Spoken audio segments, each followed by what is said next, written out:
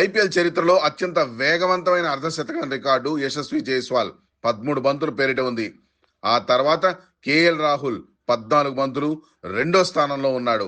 వైభవ్ సూర్యవంశీ ఇప్పుడు 15 బంతుల్లో అర్ధశతకం సాధించి యూసుఫ్ పఠాన్ సరసన చేరాడు.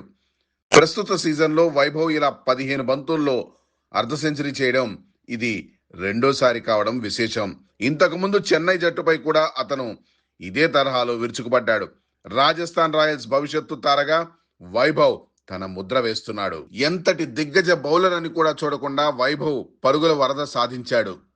పవర్ ప్లే సమయంలో బెంగళూరు ప్రధాన బౌలర్లైన భువనేశ్వర్ కుమార్, జోష్ హెజిల్వుడ్ బౌలింగ్ ను చీల్చి చెండాడాడు.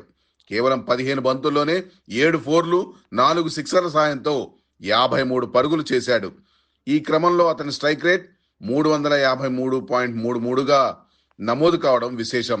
కేవలం 15 ఏళ్ల ప్రాయంలోనే ఇంతటి పరిణతితో కూడిన ఇన్నింగ్స్ ఆడడం చూసి స్టేడియంలోని ప్రేక్షకులు, విశ్లేషకులు ఆశ్చర్యపోయారు. వైభవ్ ఇన్నింగ్స్ సాగిన తీరు అద్భుతంగా ఉంది.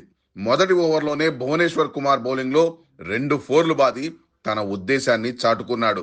మూడవ ఓవర్లో అభినందన్ సింగ్ బౌలింగ్ లో 2 ఫోర్లు 1 సిక్సర్ బాదగా 4వ ఓవర్లో హేజిల్వుడ్ బౌలింగ్ లో వరుసగా 3 ఫోర్లు 1 సిక్సర్ సాధించాడు.